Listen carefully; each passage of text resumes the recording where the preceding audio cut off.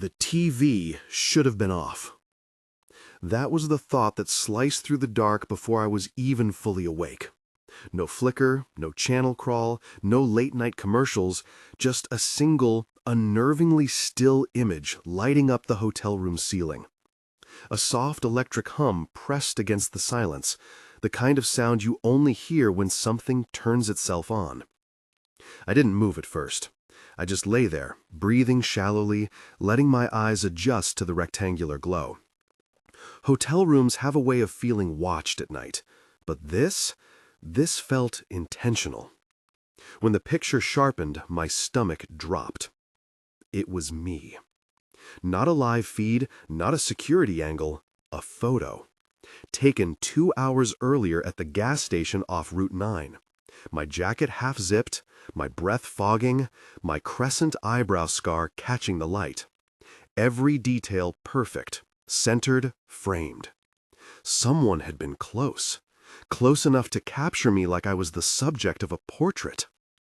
My palms went instantly slick, my heart stuttered, 3 fast, wrong beats.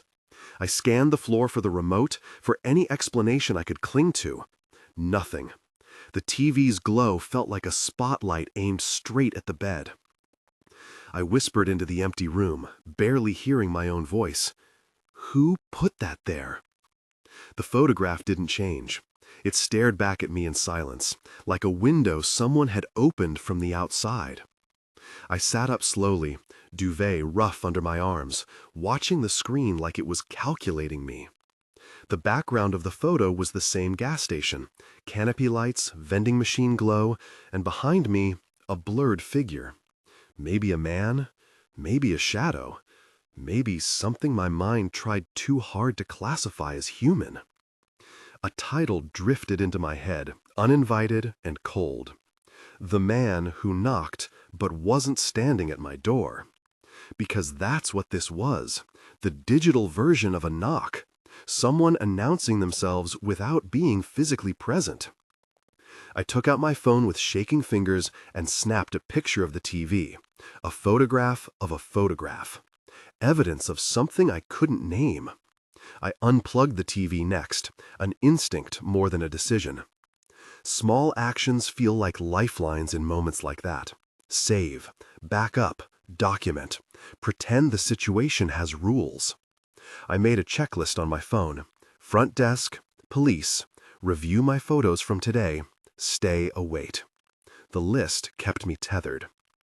Officer Rodriguez arrived 45 minutes later. No dramatic entrance, no urgent tone, just a calm man in a dark jacket with a notebook and a steady demeanor that kept the floor from tilting. He listened to my story with the kind of attention that felt mechanical in its precision. He photographed the screen, lifted fingerprints, filled out forms. A procedural ritual meant to reassure me that the world still had order. But the truth was clear on his face every time he glanced at the image. Someone had been watching me long before the TV ever turned on. I learned to live in the zone between hope and caution. I installed a small chain lock on my apartment door and practiced unlocking it with my keys in the dark until the motion was automatic. I developed tiny rituals, checking the peephole 3 times before opening, calling friends when returning from errands, leaving a light on in the hallway when I slept. These rituals were not just about protection. They were exercises in reclaiming a sense of agency when one's autonomy had been invaded. But dread has a way of evolving. It was a Thursday night, one of those evenings where exhaustion settles behind your eyes and every sound feels slightly amplified. I had been organizing the evidence folder, rearranging printouts into a strict timeline, when I noticed something subtle and wrong. The photograph of my apartment hallway, the one that had been emailed to my throwaway account, had shifted color. Not dramatically, not in a way that suggested tampering, just slightly warmer, as if the ambient light in the hallway had changed. I held the print closer, studying the faint reflection on the floor tile. A soft amber glow pooled near the lower step, something my hallway lights didn't produce. I flipped to the digital version on my laptop. The same glow, the same soft spill of light at the bottom edge of the frame. I hadn't noticed it before. My stomach tightened with the kind of fear that doesn't rise but sinks, gravity pulling dread downward into your bones. I opened the hallway photo I took myself last month after the detective left. Same angle, same scuff marks, same height, but no warm light. Which meant the light source was not from the hallway. It was from behind the camera. A phone screen, a small flashlight, something handheld. Someone had taken that photo from right outside my door while holding a light. I didn't hear them. I didn't see them. And the email had arrived 2 days later, which meant the photo was never meant as a warning. It was documentation. I called Detective Morales. He picked up on the second ring, calm but alert. When I explained the difference in lighting, he told me to stay on the line and not move from where I was. He asked if any locks were disturbed, if the air felt colder, if anything in the apartment seemed out of place. His questions were slow, intentional, designed to keep panic from detonating into something reckless. When the officers arrived, they swept the hallway again. They checked the door frame and the lock plate. Nothing broken, no tool marks, no visible damage. One officer crouched low, shining a small UV light along the threshold. "There's a footprint," he said quietly. "Partial. Someone stood right here." The print pointed towards my door. I watched Detective Morales' expression shift. Not fear, not alarm, but the kind of analytical focus people get when puzzle pieces start to form the outline of a shape. Inside my apartment, he asked me a question he had never asked before. Has anything gone missing? Even small things? Pens, chargers, notebooks, food, clothing? I told him no. He paused. What about anything new appearing? Objects you don't recognize? I almost said no again. But then I remembered the remote. A week earlier, I noticed that the TV remote had a new scratch across the back cover. Thin, diagonal, unfamiliar. I had dismissed it as my own carelessness. Now I retrieved it from the drawer. Morales studied the scratch, then the battery compartment. He shined a flashlight inside. He didn't say anything for several seconds. Finally, "This isn't the original backplate." The room felt smaller. My throat tightened. "What does that mean?" I asked. "It means," he said slowly, "someone replaced the cover. And if they replaced the cover—" He looked at the inside again, as if afraid to say the next words out loud.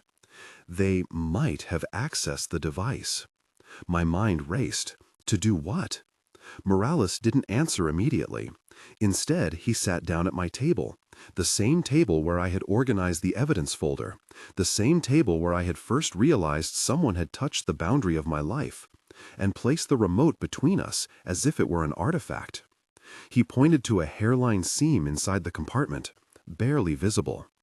"Sometimes," he said, "bad actors install microtransmitters, not to record, just to signal, to ping." "Ping what?" He met my eyes. "To know when you're home."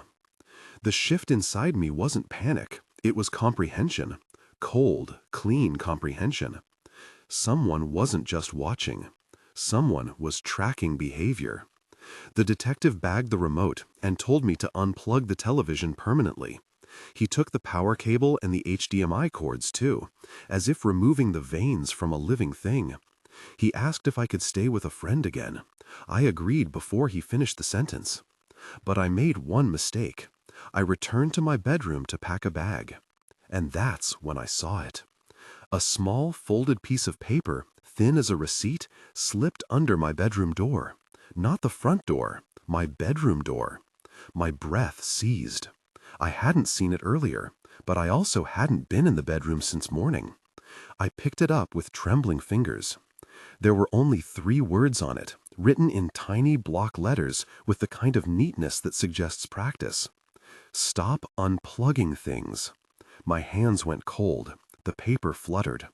Because there was only one way a note like that could be left. Someone had been inside, and they had moved quietly enough that I didn't hear a thing. Social life narrowed further. I postponed a group trip because the idea of unfamiliar hotel rooms filled me with a soporific dread. I said no to a dinner in favor of a daytime cafe where I could ask for seating near the window. One friend accused me gently, with kindness, of becoming overcautious. Another friend said it was understandable and showed up with a box of tea to spend an evening assembling evidence with me, writing dates and creating a timeline. The friend's presence felt like a different kind of evidence, files of human tenderness laid out beside the forensic pages. I kept the folder, my small script of what had happened, as if the act of keeping a record made the violation less nebulous. Detective Morales called every few days with small updates.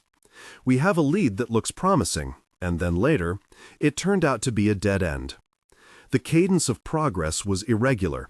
He never promised closure, he promised diligence. That distinction matters. Promises of closure are heroic narratives that courts rarely fulfill. Promises of diligence are procedural and, as it turned out, the bulwark I needed.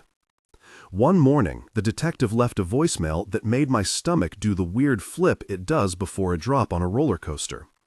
He had found a post, a pawnshop listing from a few weeks prior that matched a description of a used monitor sold in the same week several users had discussed camera rigs. The listing had a photograph that showed a particular nick on the monitor rim, the same nick that appeared in the user-posted images. It was an alignment that felt improbable and therefore promising. He asked if I could come to the precinct. It might be something, he said. It might not. I hovered between disbelief and a tight, defiant hope. The lead was shadowy, but it was a path forward. I drove to the station and sat in the fluorescent waiting area, hands folded to steady themselves on the chair arm. When the detective finally called me into his office, he placed a printout of the pawnshop listing on the desk between us. There it was, a photograph of a monitor, corner nicked, cursor on the screen, and a username listed. The pawn ticket had a date and a name, and the pawnshop owner's statement that someone had come in paying cash. It was small. It was also something, which in this work is often as much as you can ask for. Detective Morales explained that they had requested the pawnshop's ledger and were checking the cash voucher against the databases they had access to. "We'll follow up with owners and see if that leads us to where we need to be," he said, his voice steady but not triumphant. I left the station feeling a strange cocktail of lightness and dread, like walking away from a cliff edge where you think perhaps a bridge is being built, but you're not on it yet. The man who knocked, physically absent but present in pixels, had generated a line of breadcrumbs. Some of them might lead to him, others might lead only to more questions. I went home and sat at my kitchen table, the little lamp casting a cone of light over the folder. The TV sat unplugged in the corner like an altar. I made tea and listened to the water reach a hush, then poured and held the mug like an instrument of normalcy. The evidence folder sat open, a small library of violation. It is astonishing how personal data, photos of you, a scuff on your door, becomes simultaneously the most lifelike thing in the world and an object you can set down on a table. That night, sleep did not come easily. I lay awake and thought of thresholds, doors, windows, the thin membrane between being seen and being unseen. The knock, in this new vocabulary, is not made of knuckles, but of pixels and posts. It comes without a face, which is to say it comes without the human accountability we associate with a physical presence. That is what felt most corrosive, the anonymity. Not only had my privacy been invaded, it was being consumed in a marketplace of images where the usual rules of consent had been sacked. The next morning there was a voicemail from the pawnshop owner. He was a plain-speaking man who said a young man had come in with cash, bought some cable equipment and left. He remembered the exact hour because it had been a slow morning and he'd looked up the clock. He said his memory was fuzzy on faces. He offered to check his ledger and send over what little he had. It was not much. It was enough. I added the pawnshop printout to the evidence folder and made another note. Pawn lead, check. Each new addition felt like a stitch in a very long, very slow repair. Detective Morales gave me a grounding line before he left that day. We can't promise the past will be erased. We can promise we'll try to document it and hold people accountable where the law allows. That sentence lived in my head for a long time because it made sense, in the sober way truth often does. It was not a balm, but it was accurate. As the days lengthened into weeks, the nervous energy that had once seized me at every unfamiliar noise softened into a persistent edge. I took a self-defense class because moving through fear without skills felt like moving through fog. The class was small and practical. It was not about violence as spectacle, but about confidence in simple movements, stance, balance, the use of voice. The instructor spoke plainly about boundaries, not as moralizing directives, but as measurable actions. Maintain distance, use your voice, set your body to occupy space that says no.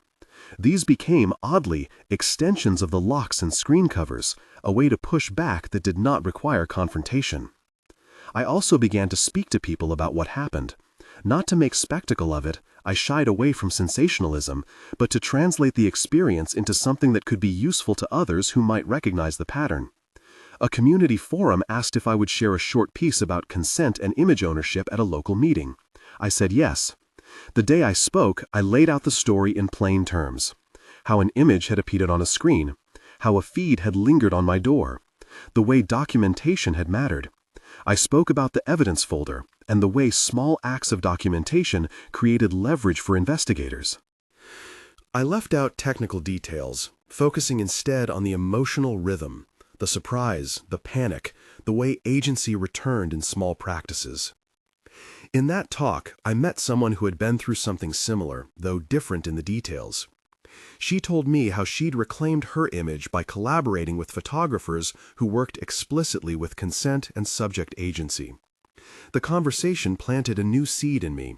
What if part of reclaiming is not only closing a door, but building new thresholds, ones that are transparent and mutual? For now, the investigation hummed along in its patient, non-linear way. The pawn shop ledger led to a name that the detectives could attach to a cash transaction. The fingerprints from the TV unit were at the lab for comparison. The forum posts provided usernames that, with enough pressure, could be connected to IPs that, in turn, might lead to an address. Each of these steps was a bureaucratic hinge, slow, often frustratingly impotent in terms of immediate emotional restoration, but real. I found myself measuring recovery in small acts, going back to the coffee shop and sitting in a chair that did not face the door, leaving the curtains open a little longer, answering the phone without flinching. Therapy helped frame these things differently.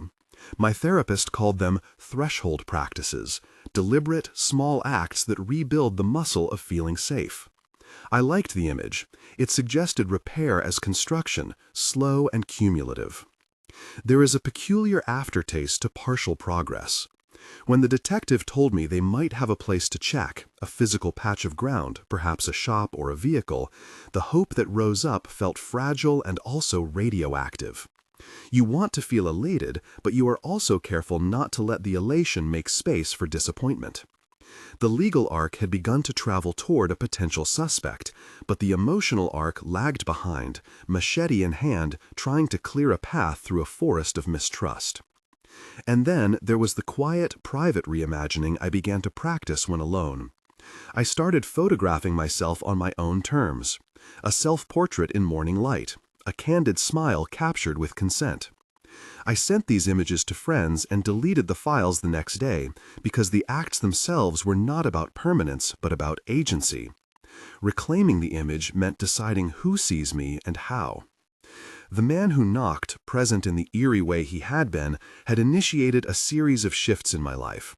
Locks and rituals, police forms and pawnshop receipts, therapy sessions, and small public talks. The narrative was not unbroken. It was a series of moments, each with its own gravity. At some points, I felt I had been reduced to a set of photos, and the scars that punctuated them. At others, I felt whole in a way that surprised me, as if naming the violation had removed its power to define me. Detective Morales called me late one afternoon with news that sounded careful but real. A pawnshop owner had handed over a receipt with a name that matched a person the detectives had on file for similar offenses in another jurisdiction. It was not an arrest, it was not closure. It was, however, a line they could follow that might reach a person rather than only an account. When I hung up the phone, the apartment felt both smaller and less suffocating. The man who knocked might be a person with a name and an address, which means the knock had a knocker after all. The thought both comforted and terrified me, because, as my therapist reminded me, accountability through the courts can be a thin needle to sew a wound closed. The legal system can press a button on paper and assign guilt, but it cannot undo the hours of sleep lost, the dinners skipped, the subtle ways the world now seems to require more negotiation. Still, the knowledge of movement in the case gave me something I had been missing, a rhythm not made of fear but of response. It did not cancel the violation, it shifted it into a frame where action had consequence.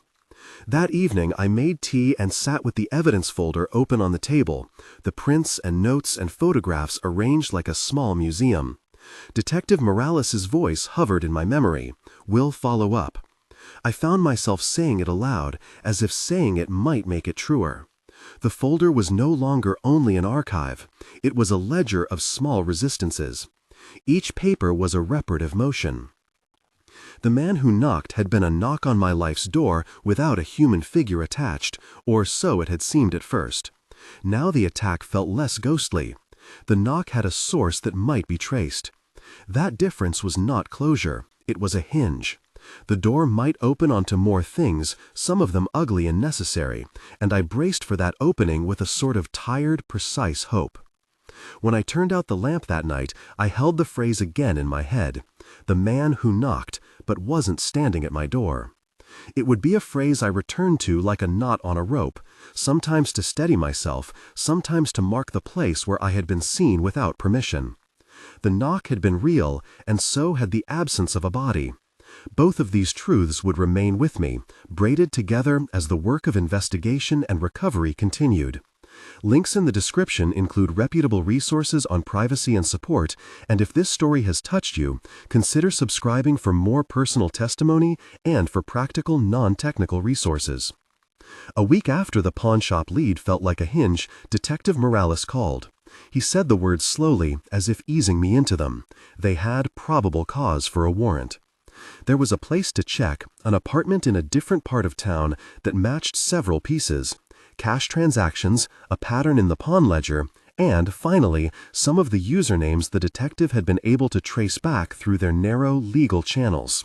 He warned me that an arrest could happen any time, that it might be messy, that it might not look like the tidy ending you imagine when you tell the story to someone who asks.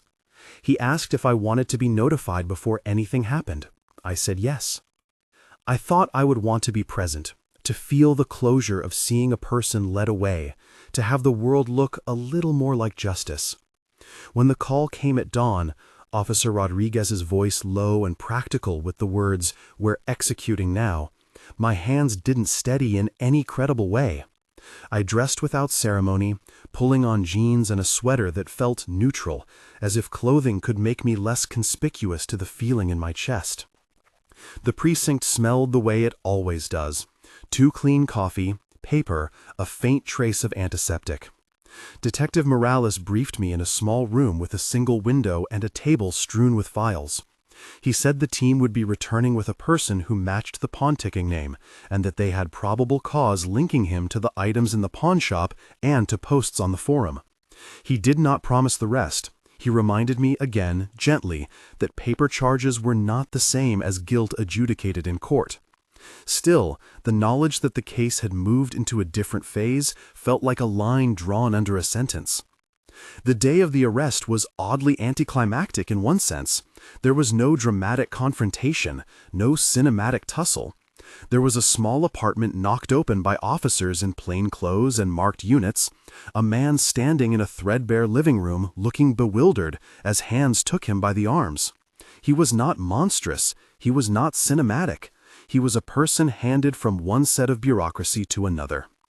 Officer Rodriguez later told me that sometimes arrests feel more like the end of a logistical problem and less like moral reckoning.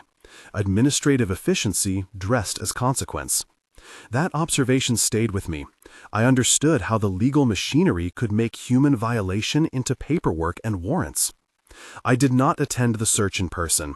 The detectives collected devices, boxes, and a monitor that had a matching nick on its rim. They logged serials, bagged receipts, and took statements from a couple of neighbors who'd seen comings and goings. The evidence that had once been shards, photographs, usernames, pawn tickets, was being correlated into a narrative that prosecutors could use. For the first time since the images had appeared on the hotel television, the violation had a likely origin point. A few days later came the arraignment. I sat in a courtroom that smelled of lemon and paper, near friends who had become my practical safety net, one who could translate legalese into normal language, and another who brought me a thermos and a presence that did not demand performance. The prosecutor read the charges from a sheet of paper. Unlawful surveillance, distribution of images without consent, and a count related to stalking behaviors through electronic means. The list was technical and inadequate at once. The legal names failed to capture how my life had recalibrated around thresholds and the small, everyday rituals I now practiced like a liturgy. The defendant, he was the man from the pawnshop record, stood with an attorney. In court, he wore the benign expression of someone whose life was redefined at that moment into an array of counts and pleas. He entered a plea of not guilty. The judge set bail and a date for a preliminary hearing. I left the courtroom feeling oddly buoyant and naked at once. Buoyant because the formal system had accepted that this event had a cause and a person attached to it. Naked because the next step would involve paper and testimony requires you to make your private experience public. Deciding whether to testify later was one of the hardest choices. My therapist and I talked through it in practical sessions. How my memory might be challenged, the ways cross-examination could feel like another kind of intrusion, the possibility that speaking would aid prosecutors in building a clear, credible link between the images and the person who made them.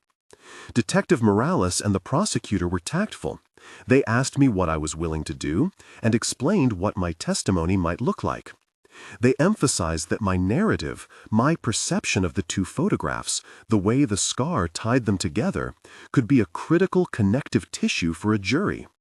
I practiced in therapy, reading my account aloud until my voice found a regulated center, the place between tremor and monotone where facts live. The trial, when it happened months later, was an endurance. It was not all at once. There were motions, witnesses, the lab technician explaining that prints were compared across items, a careful, accessible description of how photographs posted on public threads can sometimes be traced through transactional breadcrumbs. The detective explained the pawnshop ledger and the purchase date. A technician confirmed that the monitor at the suspect's residence had the same physical nick as the images posted online. The court was a place for documents to meet testimony. The story I had kept in my data-stuffed folder was now a set of exhibits passed around on a table. I testified on a Tuesday. I remember the fluorescent light in the witness box and the sensation of my hands fisting at ceremonial folds in the paper. I spoke in measured sentences about the two images, about how they had first appeared, about the hotel television and the email with the hallway photo. I described the scar near my eyebrow as an identifying detail and the particular scuff on my apartment door. The defense attorney asked questions that were aimed at undermining confidence. Had I ever posted those images myself? Had I told anyone I was going out that day? I answered in the same plain language I had used in the folder, chronological, sparsely detailed, attentive to the things I knew rather than the things I surmised. That steadiness felt like armor. When the jury returned a guilty verdict on several counts, the relief I felt was complicated. There was a small, luminous relief at having the facts legally acknowledged. The man had been held accountable, at least in the framework of criminal law. Yet, the verdict did not patch the days of sleep lost or the nights spent reteaching my body to trust thresholds. The victory felt like punctuation rather than an erasure.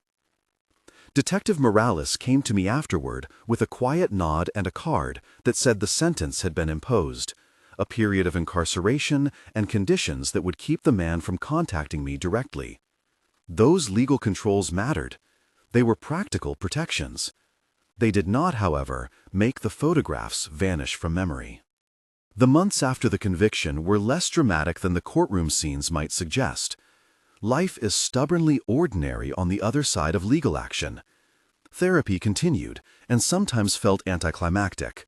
Long, repetitive work about panic naming and boundary practices that slowly changed my nervous system. I learned to identify the triggers. Door knocks that sounded more urgent than they were, the click of a TV remote, and to breathe through them. The self-defense class I had started before the trial became a place to rebuild a sense of physical confidence in increments.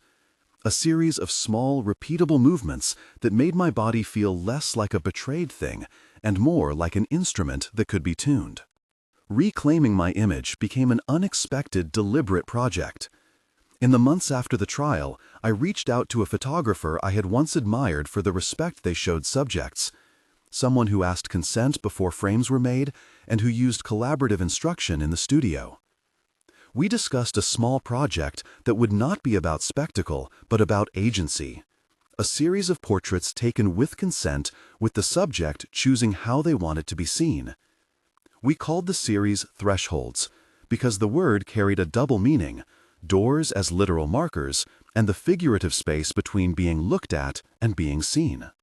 The project was modest. I sat for portraits in morning light, in the same kitchen where the evidence folder had once lain open.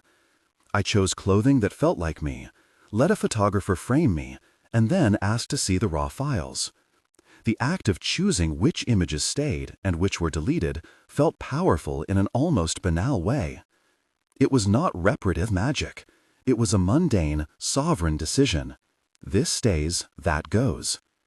Each consented click rewove my relationship to my image. I also started going to community events and speaking in small rooms about consent and image ownership. Not in the lofted tones of a moralist, but as someone who could supply a practical, emotional map, what it felt like to receive a photograph of yourself you did not authorize, how documentation had mattered in the investigation, and how community support had sustained me. At one forum, someone stood up afterward and said, simply, "I didn't know how to help. Now I think I saw what you needed." That sentence, acknowledgement as action, tracked every small kindness that had helped me. A friend's couch, a neighbor's watchful eyes, the detective's steady cadence. The advocacy work took different shapes. I partnered with a local nonprofit that did workshops on consent in photography. We taught photographers and hobbyists to ask before pressing the shutter and to respect subjects as collaborators rather than objects. I spoke about thresholds, not as an absence of risk, but as a practice in exchange and mutuality. It felt right to turn the thing that had violated me into a conversation about responsible seeing. The work was not about punishment, it was about preventing the same erosion of agency in others. There were also quieter acts of reclamation. I changed my commute routes occasionally, not from paranoia, but as a habit of choice. I added a peephole camera with an opt-in function that required me to choose when to record, an emblem of consent rather than a tool of surveillance. I made a ritual of inviting friends over and telling them plainly if I needed space or if I wanted company. I practiced naming the kinds of support that helped and those that didn't. The evidence folder moved from the kitchen table to a locked drawer, still accessible but no longer an altar that constantly hinted at the wound. The act of putting it away was a small, deliberate sovereignty. Sometimes, late at night, the phrase from the beginning of all this would return in a new register. The man who knocked, but wasn't standing at my door. At first, it had felt like an accusation and a riddle. Over time, it became a way to describe the modern mechanics of violation, how a knock can arrive through servers and posts, how an absence of a body can still be profoundly bodily in its effects. The phrase remained poignant and true, but it did not define the whole of me. I think the most meaningful shift for me wasn't the court's verdict. It was the way my days slowly expanded again. I sat in a coffee shop one rainy afternoon and read a book in a chair that did not face the door, but felt comfortable nonetheless. I went on a short overnight with a friend and chose a motel room without frenzy. The rituals that had once felt like constraints turned into routines that I could observe without the skeletal fear that had accompanied them at first. That is not to say the fear disappeared. Trauma doesn't vanish, but it learned to sit in the background like a radio you can turn down. There were still reminders. Occasionally, I would find my hand diverting toward the kettle when the phone buzzed with an unknown message. Once, months after the conviction, I received an email that turned out to be a mistaken subscription. I laughed at myself in the kitchen, absurd and grateful for the distance the months had given me. The legal system had given me a narrative punctuation and some protection. Recovery was a long grammar of small choices that reassembled a life. The work of advocacy continued alongside the quieter domestic repairs. I co-hosted a small panel on consent in image sharing, and we compiled a short resource sheet, non-technical, practical advice about documenting incidents and where to go for support. I always insisted that our materials skirt technical specifics that could be misused. We focused on emotional best practices and on lists of nonprofits and counseling services that had helped people like me. The purpose was simple: to offer a map so others would not have to navigate the fear alone. At home, I cultivated thresholds that felt like invitations rather than impositions. Plants on the sill, a lamp that warmed the corner of the living room, a tea ritual that signaled to myself the day's end. I kept a small notebook by my bed where I sometimes wrote one small victory from the day, sat in a cafe for 30 minutes, drove to the coast and stayed until dusk, said no to a plan I did not want. The victories were ordinary and essential because they were mine. There were also days when the past reasserted itself unexpectedly. I would see a photograph online that made my chest tighten for a moment, or I would notice a scuff on a doorframe and feel the old coil of fear. On those days, I used skills learned in therapy. Call a friend, go for a brisk walk, do those small rituals that signaled care. Those practices do not make the past disappear. They teach the nervous system that it can die down into a steadier state. Looking back, I can see the braided strands of the story. The initial, surreal breach where a television became an accuser. The slow, patient work of gathering evidence and of the detectives who treated each breadcrumb with diligence. The legal machinery that, imperfectly, attached a name to the knock. And the long, ordinary work of building back the muscles of sovereignty. None of these strands by themselves would have been enough. Together, they formed a reparative arc that was not about erasure, but about repossession of choice. On certain evenings, I stand by the window and watch the building's hallway light, and I repeat the title in my head like a ledger entry that doubles as a talisman. The man who knocked, but wasn't standing at my door. Now, when that thought comes, it often arrives as a measure. There was a knock, yes, but there was also a series of responses, people who listened, documents that mattered, friendships that acted like scaffolding, and a person who learned to set thresholds that felt like extension cords of consent. The knock remains in the memory, but it no longer has unlimited reach. If you are watching this because some part of the story resonates, because you have felt watched, because an image of you appeared where you did not ask for it, because you are choosing how to live after a breach, know that small acts matter. Documentation matters. Community matters. So does a slow, steady repair. There are resources in the description below, reputable advocacy organizations, non-technical guides on documenting incidents, and support services that can help you make a plan that centers your dignity. Thank you for listening to this testimony. If you want to hear more stories like this or learn about community resources and survivor-led advocacy, consider subscribing. The work of safety and consent is ongoing. We rebuild thresholds together, one deliberate step at a time.